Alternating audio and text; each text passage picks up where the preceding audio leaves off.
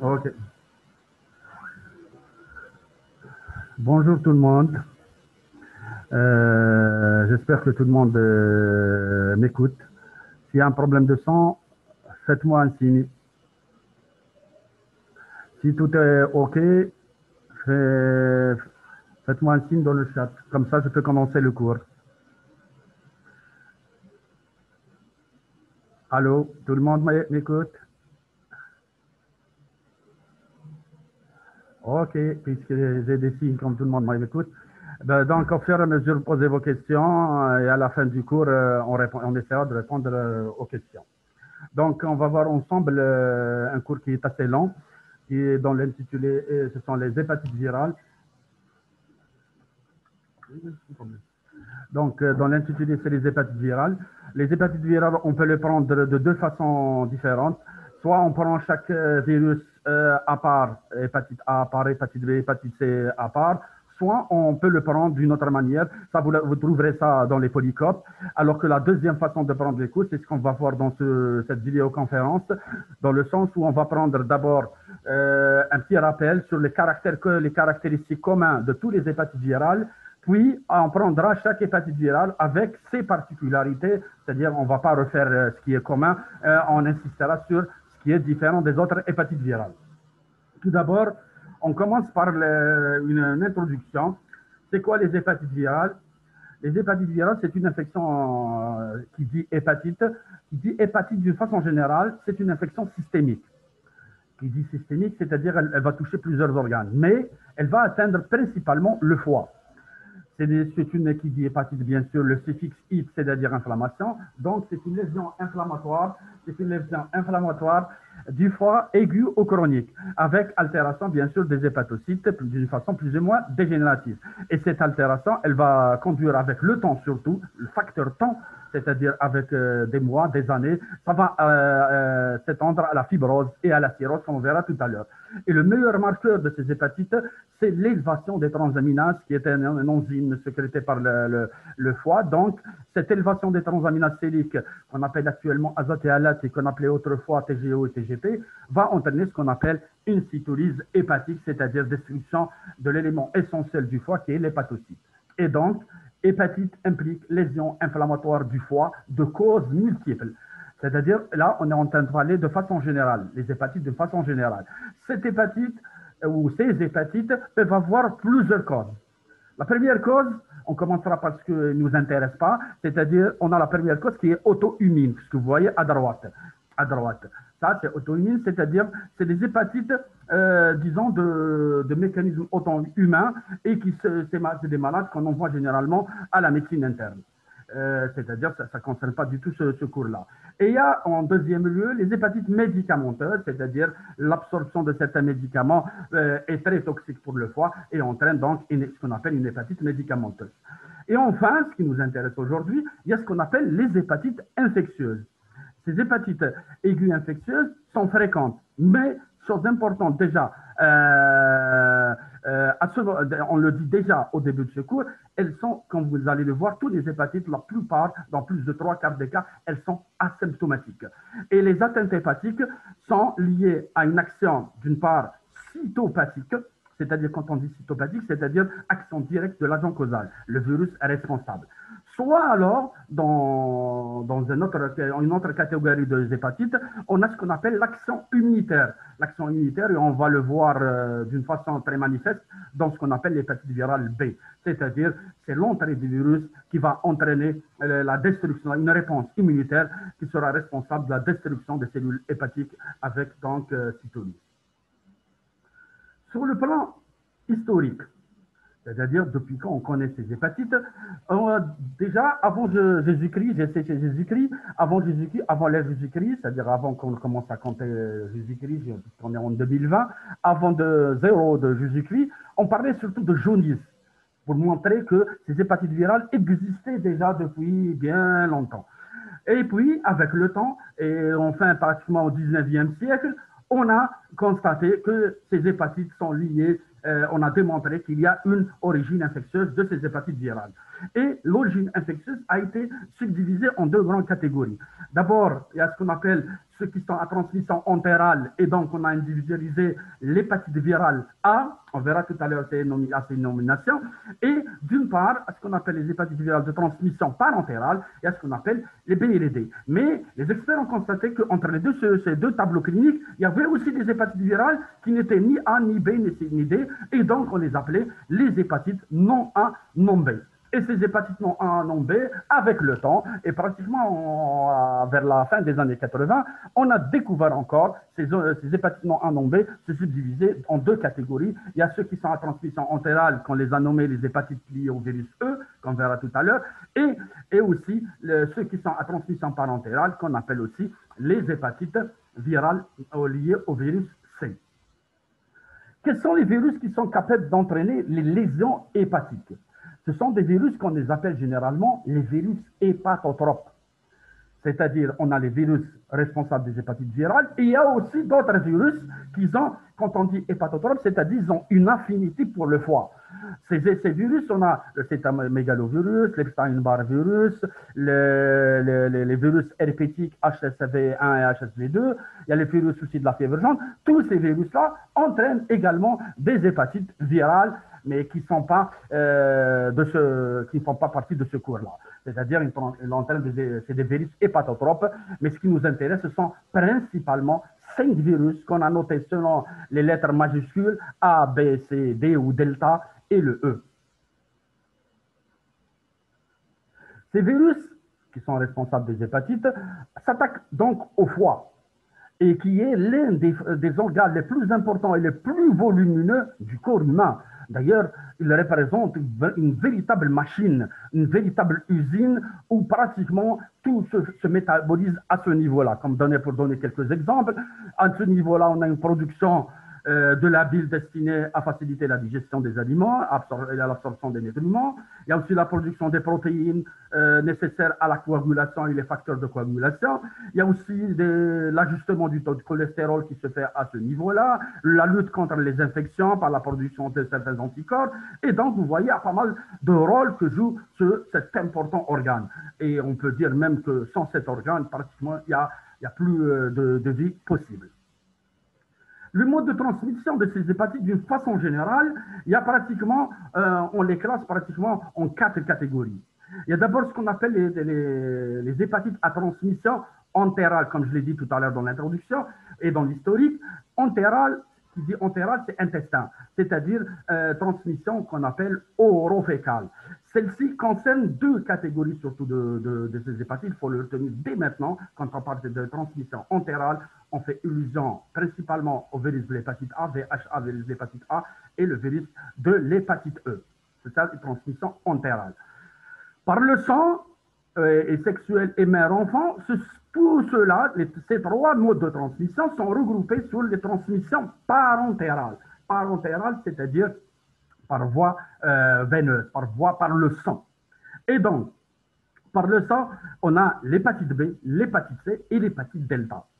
Et il faut savoir que l'hépatite C est par excellence été considérée comme par excellence l'hépatite liée principalement au sang. On verra tout à l'heure qu'elle concerne également les toxicomanes. Ça n'empêche que l'hépatite B et delta qui est liée au B également sont transmission sanguine. La transmission sexuelle, elle les concerne tous, malgré que ce n'a pas été vraiment prouvé pour l'hépatite C, mais elle concerne surtout l'hépatite B. Et d'ailleurs, sachez que l'infection par le virus d'hépatite B est considérée comme une infection sexuellement transmissible, ce qu'on appelait autrefois les MST. Et enfin, la transmission mère-enfant, elle les concerne tous les 3, mais surtout l'hépatite virale B. Oh, vous allez voir tout à l'heure, il y a des mesures préventives à prendre en matière de mère porteuse de l'antigène HBS et qui va accoucher.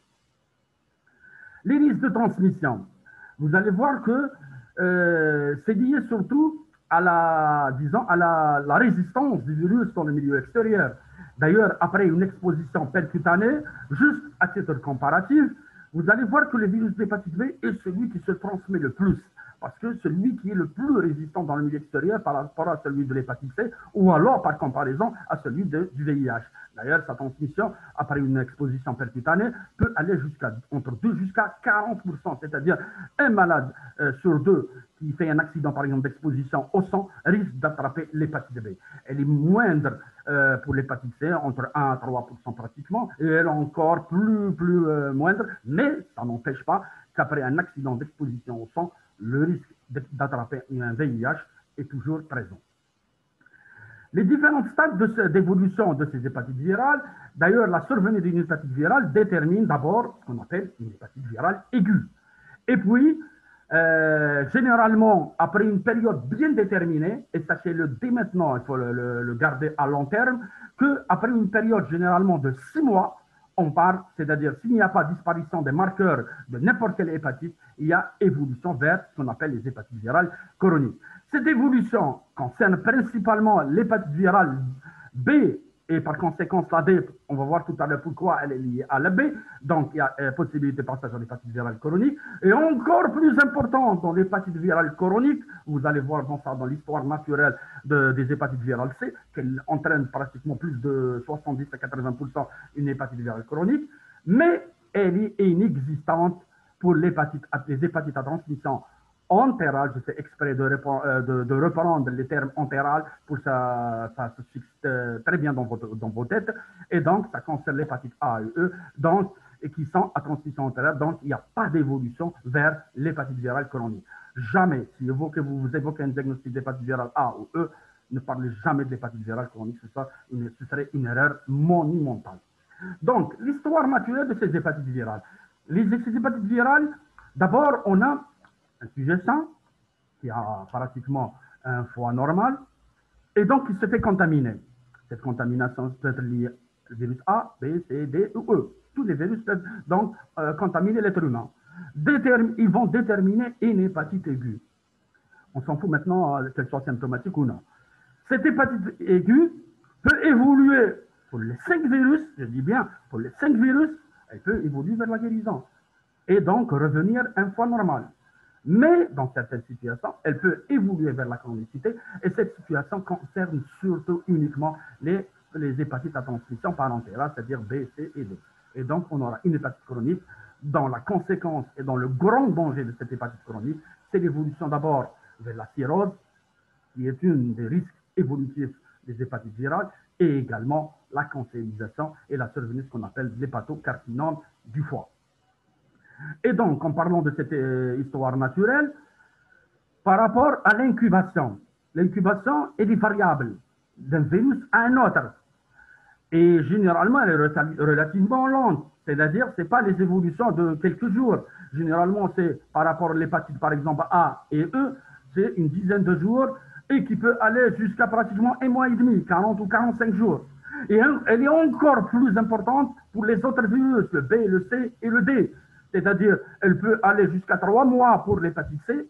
Incubation, je le rappelle, quand on parle d'incubation, il n'y a aucun symptôme. C'est la période séparant la pénétration du virus et l'apparition du premier symptôme. Et donc, regardez, donc c'est très silencieux, 3 mois pour l'hépatite C, et ça peut aller jusqu'à 4 à 5 mois pour le virus de l'hépatite B. L'évolution vers la chronicité, comme je l'ai dit tout à l'heure, ça concerne surtout les hépatites, uniquement les hépatites à transmission parentale, et particulièrement l'hépatite C. Et enfin, il y a ce qu'on appelle une évolution dans la phase aiguë qui nous fait très peur, parce que ça amène les malades à la réanimation, si ce n'est pas le décès, c'est ce qu'on appelle l'hépatite fulminante, qu'on dira un mot tout à l'heure. Et cette hépatite fulminante concerne pratiquement tous les hépatites, sauf l'hépatite C, où il n'y a jamais pratiquement des hépatites fulminantes, mais ça concerne surtout l'hépatite B, l'hépatite D, et l'hépatite A aussi, l'hépatite E qui peuvent donner des formes fulminantes, mais dans certains termes en particulier, par exemple la femme enceinte en cas d'hépatite E. Sur le plan clinique, je l'ai répété déjà plusieurs fois, à peine je suis à l'introduction et au rappel, et je l'ai dit déjà après. L'hépatite, qui dit hépatite virale, sachez que pratiquement dans les 3/4 des cas, elle est silencieuse. Ça ressemble à si vous connaissez le forme d'iceberg, l'iceberg, le fameux film Titanic. Donc l'iceberg, c'est quoi l'iceberg? L'iceberg, c'est la partie visible de l'iceberg, c'est là les symptômes qui se voient dans 10%. Donc 90% pratiquement, c'est une partie invisible de l'iceberg, elle est sous la mer, elle est sous l'eau. Et donc, il n'y a pas de symptômes si on revient aux hépatites virales. Donc, 90%, donc elle est asymptomatique. Donc, ces manifestations cliniques à la phase aiguë, je le répète, aiguë, ça veut dire d'évolution moins de 6 mois, et donc elle est asymptomatique dans 70 à 80% des cas. Je rappelle, je suis toujours dans les généralités. Je parle de façon générale pour tous les hépatites. Et elle est symptomatique dans 10 à 15% des cas. Donc, c'est ce qu'on appelle les hépatites virales diagnostiquées à la base de symptômes. Entre les deux, il y a la forme fulminante, qui est une forme grave et mortelle dans plus de 70 à 80% des cas. Malheureusement que ça se voit dans 1% des cas des hépatites, surtout pour la B, mais jamais avec, je le répète, jamais avec l'hépatite C. Qu'est-ce qu'on aura comme symptômes? Si on a dans les 10 à 30%, on peut avoir des symptômes qui évoluent en deux phases. Ça se voit surtout dans la A et la B et la E. La première phase, c'est ce qu'on appelle la phase préictérique. C'est la phase pseudo-grippale, entre parenthèses, c'est-à-dire tout virus peut donner ça, même la grippe, c'est pour ça qu'on parle de syndrome pseudo-grippal, nausée, asthénie, syndrome grippal, douleur hépatique, c'est-à-dire au niveau du hypochondre droit. Et puis, là survient la deuxième phase, qui est la phase ictérique. La phase ictérique,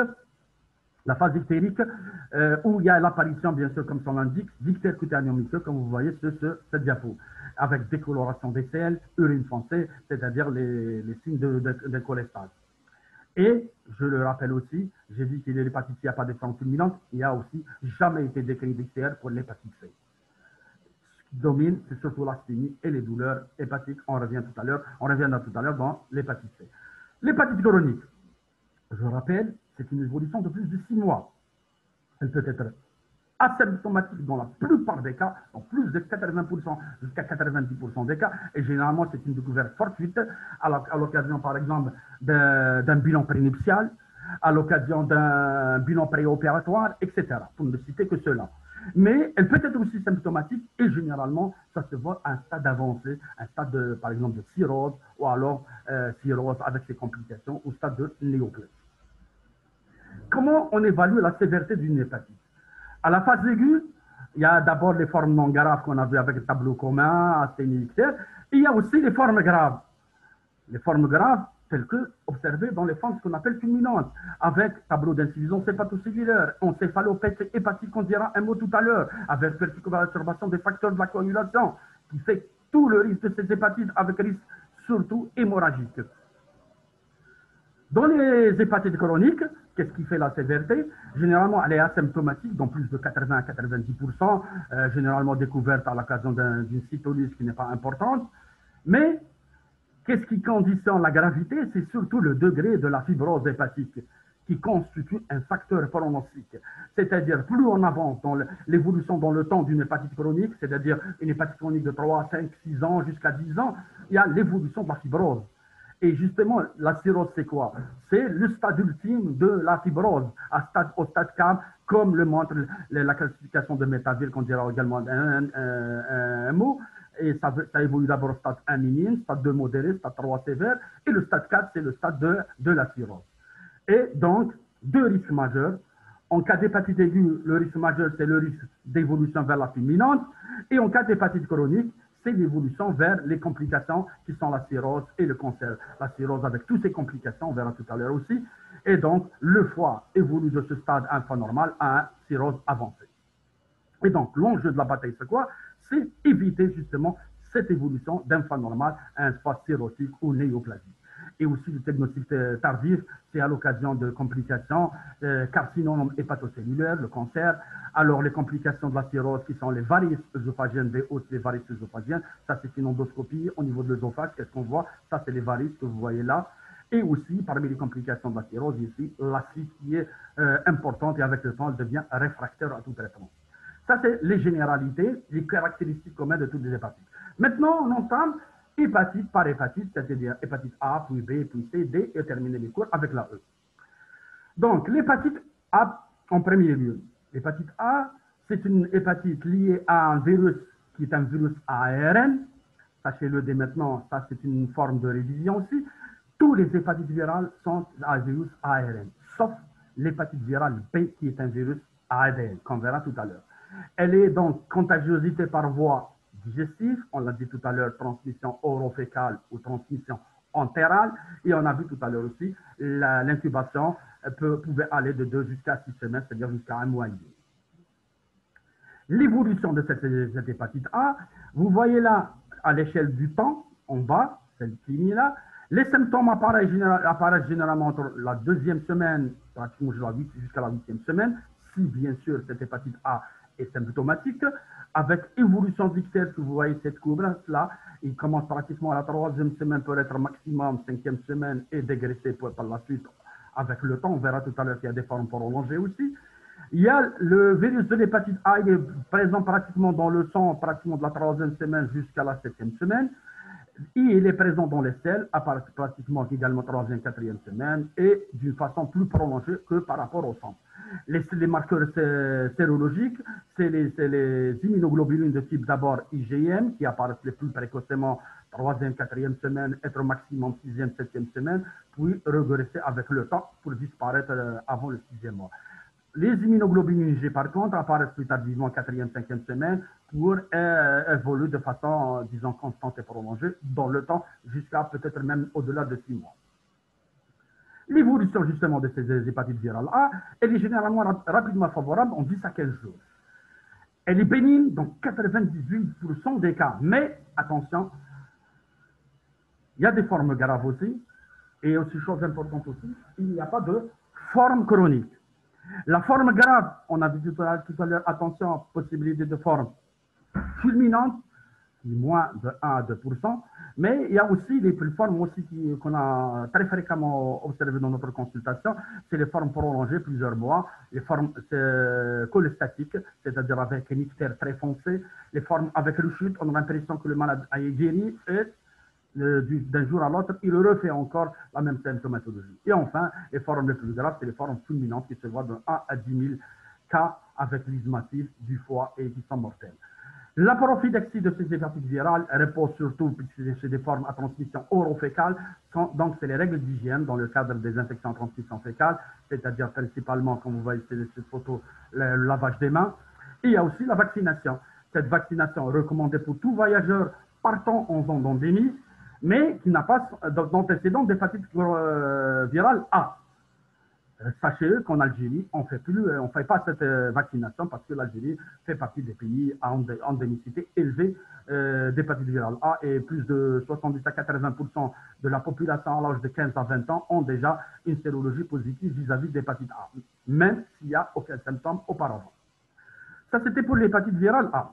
Pour l'hépatite virale B maintenant, l'hépatite virale B, on a dit tout à l'heure que c'est la seule hépatite qui est un virus à ADN, c'est-à-dire contrairement aux autres qui sont à ARN, elle est ubiquitaire, c'est-à-dire se trouve pratiquement dans le monde entier, avec des prévalences variables. On verra tout à l'heure qu'il y a 3 zones de prévalence. Haute prévalence, moyenne prévalence et faible prévalence. Elle est caractérisée, comme on l'a dit, je vous rappelle de la diapo de la transmission, je vous ai dit, il est résistant dans le milieu extérieur, donc elle est très contagieuse par rapport aux autres hépatites, avec risque après piqûre accidentelle qui peut aller jusqu'à plus de moitié des cas. Cette transmission se voit dans trois possibilités, parentérale, c'est-à-dire par le sang, et là la quantité du virus est très élevée dans le sang. Elle peut être sexuelle ou salivaire, et donc, je le répète encore, c'est une hépatite considérée comme une infection sexuellement transmissible.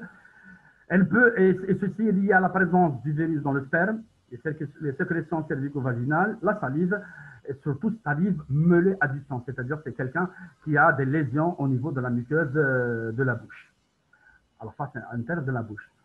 Et enfin, on a la transmission mère-enfant avec un risque très élevé périnatal. Et la gravité de ces hépatites dans la transmission mère-enfant, c'est surtout le risque très élevé de survie de chronicité rapide chez l'enfant, comme on verra tout à l'heure dans l'histoire naturelle de l'hépatite B chez l'enfant. La prévalence, je disais tout à l'heure qu'il y a 3 zones de prévalence. On a la prévalence élevée, prévalence d'endémicité, les zones d'endémicité moyenne et les zones d'endémicité faible. Élevée, ça se voit surtout en Afrique, surtout subsaharienne et l'Asie du Sud-Est, où la prévalence est de 8%, supérieure à 8% de la population qui ont des marqueurs d'hépatite B. Et généralement, 70%, donc à 90% présentent ces marqueurs. Il y a les zones d'endémicité moyenne, c'est le Moyen-Orient, l'Amérique centrale, l'Amérique du Sud, et sans oublier bien sûr l'Afrique du Nord, c'est-à-dire l'Algérie, qui fait partie de ce temps-là. D'accord? Et donc, Qu'est-ce qui s'est passé?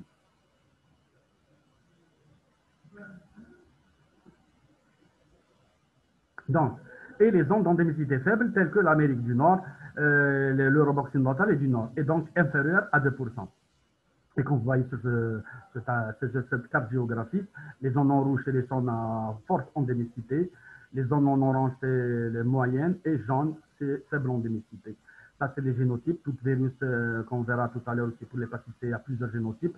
En Algérie et l'Afrique du Nord, c'est le D qui est le plus important. C'est juste pour votre information. Et puisque c'est une hépatite à transmission sanguine, donc il y a beaucoup de groupes à risque et qui sont la cible de vaccination qu'on verra tout à l'heure, en dehors surtout des professionnels de la santé qui sont la première cible de la vaccination. Il y a les nouveau-nés de mères porteuses de l'antigène HB, personnes ayant des partenaires sexuels multiples, toxicomanes, etc.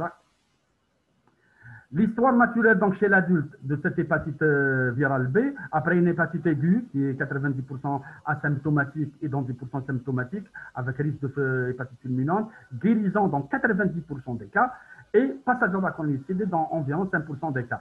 Ce passage risque d'évolution bien sûr vers la cirrhose avec le temps. Et bien sûr, il y a aussi le portage inactif qui peut évoluer, une hépatite chronique peut évoluer vers le portage inactif, comme c'est le cas aussi de la guérison qui peut aller vers la guérison. Pour l'enfant, ce que je disais tout à l'heure, le pourcentage change. 10 à 72% uniquement évolue vers la guérison, mais remarquez que le pourcentage de chronicité augmente. Au lieu de 5%, on passe à 30 à 90%. C'est pour ça tout intérêt de suivre très bien les femmes enceintes antigènes HBS positifs. Pour les marqueurs sérologiques et virologiques de l'hépatite B, on a les marqueurs de la capsule qui sont l'antigène HBS qui signe l'infection. C'est ça qui permet de reconnaître une hépatite B. Il y a l'anticorps anti-HBS qui évolue son apparition signe la guérison. Il y a les marqueurs de la capside. On a d'abord l'antigène de l'HBC qui ne se trouve pas dans le sang, donc on ne le peut pas isoler. Il se trouve au niveau des hépatocytes. Il y a l'anticorps anti-HBC qui signe le meilleur stigma de l'infection, soit ancienne ou récente. Il y a l'autre de la capside, l'antigène HBE. Sa présence témoigne d'une réplication. Il se voit surtout avec les virus sauvages qu'on verra tout à l'heure. Et l'apparition de l'anticorps anti-HBE témoigne qu'il y a arrêt de la réplication. Ça, si on est en face, bien sûr, d'un virus sauvage. Et enfin, l'ADN viral qui se trouve dans l'ARN et dans la réplication avec un chiffre élevé témoigne que l'hépatite, elle est active. Donc, le diagnostic de l'hépatite virale repose d'une part sur des éléments indirects et des éléments indirects. Des éléments directs. Les éléments indirects, ce sont liés à la réponse immunologique de l'organisme. C'est ce qu'on a vu tout à l'heure, les anticorps anti-HBC de type IgM ou TOTO, qui signent l'infection aiguë. Et TOTO, qui est le marqueur le plus fidèle de l'infection parce qu'il se prolonge dans le temps. Il y a l'anticorps anti-HBE qui est le premier verrou immunologique, c'est-à-dire c'est lui qui marque qu'il y a une réponse immunologique. Donc c'est le premier verrou et c'est surtout valable pour le virus sauvage. Et il y a l'anticorps enfin, anti-HBS qui marque la résolution et la protection définitive.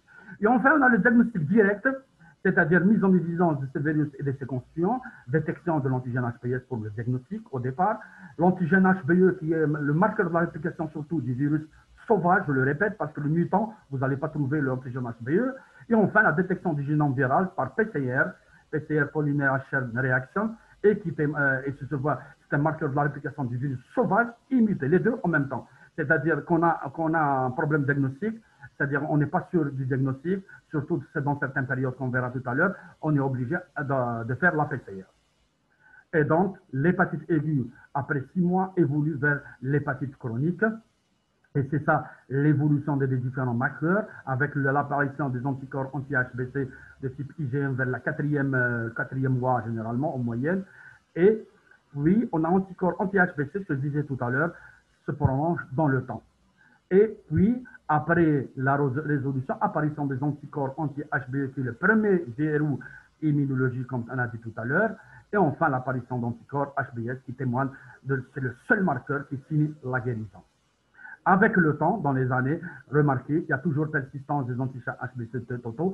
Il y a avec le temps, l'antigène anticorps anti-HBS peut disparaître avec le temps, et ça pose des problèmes dans certaines situations. Et donc, le problème qui se pose, c'est les anticorps anti-HBC isolés qu'on peut trouver. On peut les trouver dans 3 situations. La fenêtre sérologique d'abord, sérologique, c'est-à-dire qui est entre la disparition de l'antigène HBS et l'apparition des anticorps anti-HBS. L'immunité ancienne, ce que je disais, la disparition des anticorps anti-HBS. Et enfin, l'infection chronique, ce qu'on appelle l'infection occulte, c'est ce qu'on appelle les virus mutants, c'est-à-dire on n'a pas d'antigène HBS et on a uniquement donc ce marqueur isolé. Intérêt surtout de faire la PCR. Je pense qu'on en sera pris par le temps, ça va se couper. Ça, c'est la classification selon les réponses immunitaires. Autrefois, on parlait de 4 phases: tolérance immunitaire, immunoactivité avec antigène HBe positif, portage inactif et hépatite chronique à antigène HBe. Mais actuellement, on parle surtout soit d'infection chronique par le virus d'hépatite B, c'est la tolérance immunitaire et le portage inactif, caractérisé surtout par des transaminases normaux. Et on a la deuxième, c'est l'hépatite chronique B. C'est la phase immunoactive et l'hépatite chronique à antigène HBe négatif. C'est celle-là qui est actuellement utilisée depuis, par exemple, de EISL 2017, c'est-à-dire les congrès européens des hépatites. On parle surtout de cette classification. La même chose aussi, je passe. Et donc, vous allez avoir 4 situations possibles. D'abord, l'hépatite résolue, avec antigène HBs négatif et apparition des anticorps. Portage inactif, c'est une hépatite qui évolue depuis plus de 6 mois avec antigène HBs positif. Antigène HBe négatif, charge virale pas négative mais faible, avec des transaminases normaux et surtout pas de signe de gravité à l'histologie.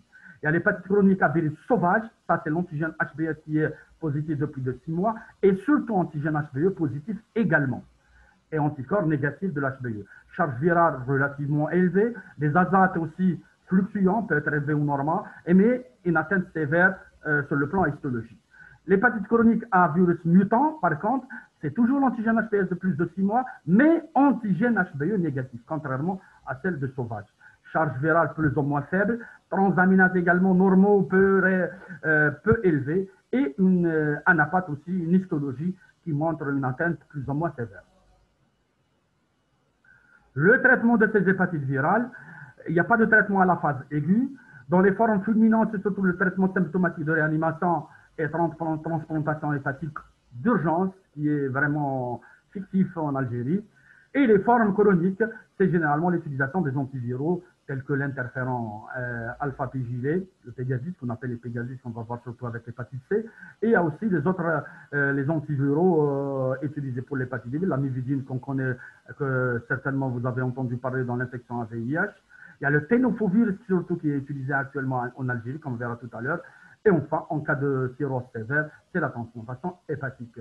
On revient sur les médicaments utilisés. Il y a ce qu'on appelle les immunomodulateurs, c'est-à-dire l'interféron, surtout le pégylé. Il y a aussi des antiviraux qu'on a vu tout à l'heure, il y a toute une liste, mais actuellement on reconnaît surtout le tenofovir. On utilisait autrefois, pas longtemps, l'entecavir. Maintenant, c'est surtout le tenofovir. Ça, c'est la liste des médicaments utilisés. Ça, c'est les guidelines, surtout qu'on utilise européens, c'est des guidelines européens qui préconisent par exemple si charge virale faible avec des transaminases pratiquement normaux, avec une histologie peu sévère, c'est le suivi régulier sans traitement. Si par contre la charge virale dépasse 2000 avec des azates élevés et une histologie modérée, c'est traitement. En cas de charge virale supérieure à 2000 avec histologie sévère, là il faut traiter quelles que soient les transaminases, c'est-à-dire dans cette partie, on s'en fout des transaminases. Et il faut bien sûr prendre en compte l'âge, l'histoire familiale, l'existence ou non de cirrhose ou de carcinome hépatocellulaire. En Algérie, le protocole algérien recommande d'utiliser surtout le tenofovir, sauf contre-indication, et sous les malades déjà sous entecavir, parce que c'est la molécule utilisée avant, il faut switcher vers le tenofovir. Et bien sûr, sous tenofovir, il faut surtout surveiller la fonction rénale et aussi phosphatémie, glucosérie, protéinurie, c'est-à-dire dans les urines.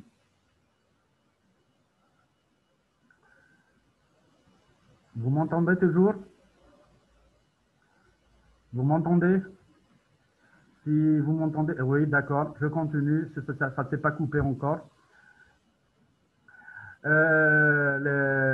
le traitement prophylactique, la vaccination, j'ai dit tout à l'heure qu'il y a une population à risque, c'est celle-là qui est la cible de la vaccination, c'est-à-dire on vaccine en premier lieu ces personnes-là, donc les personnels de l'établissement de soins,